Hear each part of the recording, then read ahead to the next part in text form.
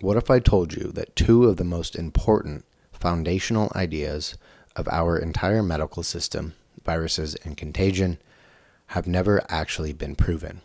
Not once. And the experiments are right there in the public record for anyone to read.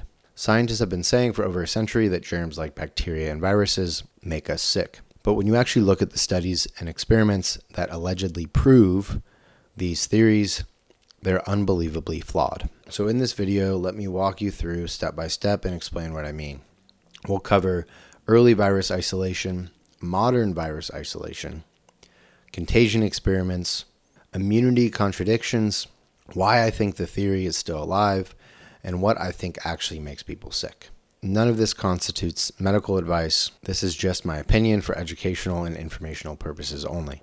So in the 1800s, germ theory started to come to the forefront of medicine. The theory is that tiny little microbes, like germs, bacteria, and viruses, make people sick. At the time, they couldn't actually see any of these things, and they had no direct proof that they were causing illness. They just came up with that idea. It was a guess. Then came polio. So in early 1900s, they decided to try to isolate the alleged polio virus. So they took a young, paralyzed boy that died from polio, extracted spinal fluid from him, blended it up with other chemicals, and injected it into the brains of two monkeys. One monkey died and the other became paralyzed. The scientists said, look, we isolated the polio virus and proved it's contagious.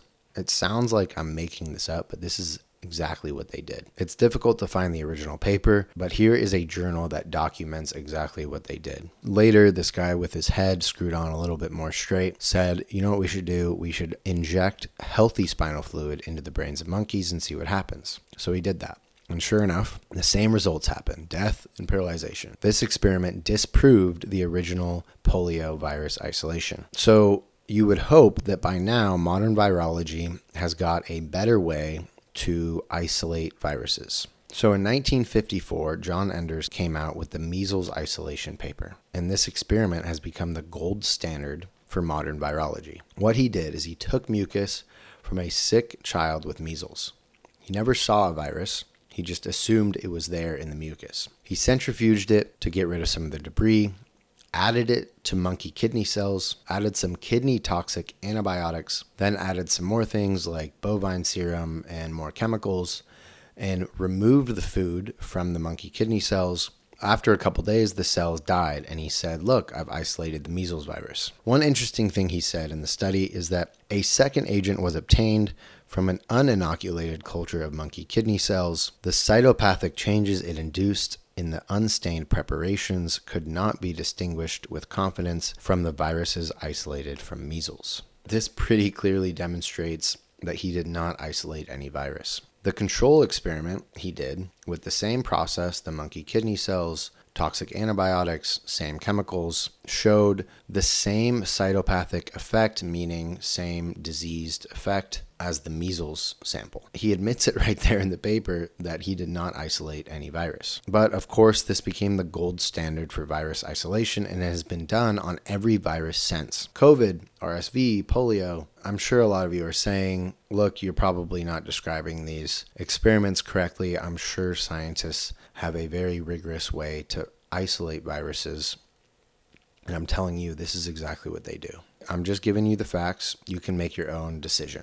So now let's move on to contagion. The contagion story is that one person gets sick, others get sick, they must have spread a contagious illness. But the reality is that's correlation, not proof. And we must demonstrate contagion in controlled experiments. And we've done that many, many times over the last century. Over 100 contagion experiments have been done. They've done natural exposure experiments where they expose people through coughs, mucus, saliva, things that would actually happen in nature to spread an illness. And then they've also done unnatural exposure methods, like injecting fluids from sick people directly into healthy people, or forcing fluid from sick animals directly into the lungs of healthy animals. And every single one of these experiments results in no contagion. Across tons of illnesses, many decades of research, not once has contagion been proven. And these are well-controlled experiments. This book, Can You Catch a Cold?, documents this perfectly, just looking at the common cold.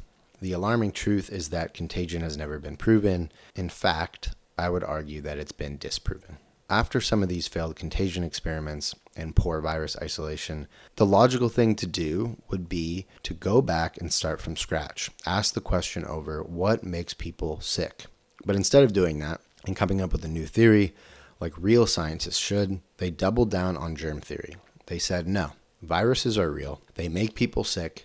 Germ theory is fact. And from that belief, basically our entire medical system has been built. This theory has been the basis for nearly all treatments and interventions like vaccines and antibiotics. And the reason you need to get vaccinated is to create immunity, because we all know that antibodies protect you for life. You get measles, you make antibodies, you're immune for life. You get chickenpox, you make antibodies, you're immune for life. You get the flu, you make antibodies, except that virus can evade the antibodies and you get sick every year.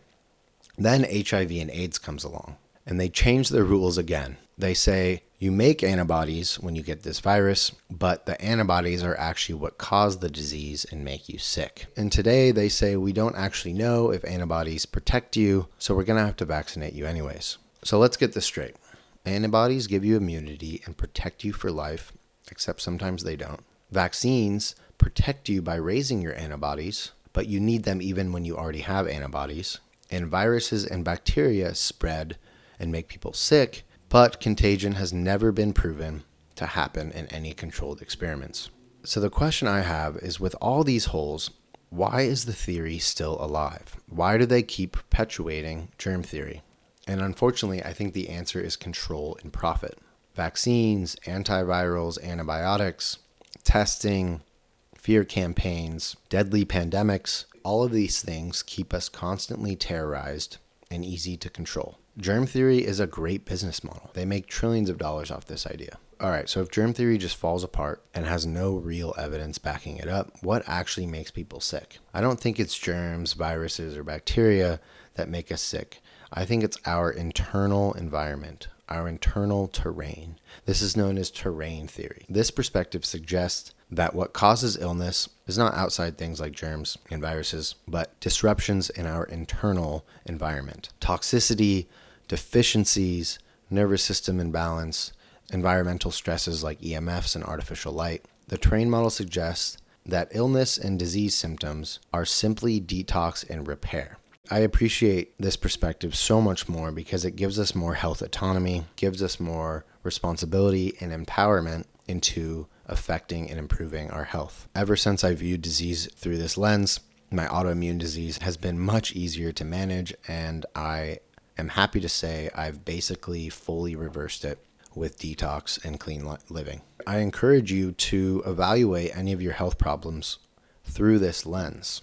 Scary diseases like cancer and heart disease suddenly become way less scary when it's simply an unbalance in your internal environment and your symptoms are nothing more than detox and repair. Look, I know this all sounds crazy, but when you actually evaluate the evidence for germ theory, it completely falls apart. Virus isolation is a complete joke.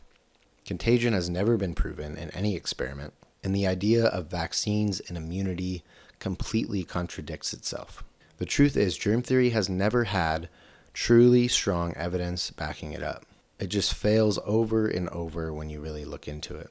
And instead of re-asking the important question, what makes us sick, they just keep coming up with new patches, new explanations, and new contradictions. Anything to avoid admitting the original idea never held up. Look, at the end of the day, believe what you want. I'm just trying to explain the truth the way I see it. What we do know, though, is that health is not determined by one thing. It's not a single germ, not a single microbe or virus. Health is shaped by our entire terrain. Our nutrition, our environment, our stress, our sleep, and our exposure to toxins. When we focus on building a strong terrain, our bodies become much more resilient, more adaptable, and more capable of handling everything that's thrown our way. So the real question we need to ask when we're evaluating health problems is not what germ, virus, or DNA mutation caused this.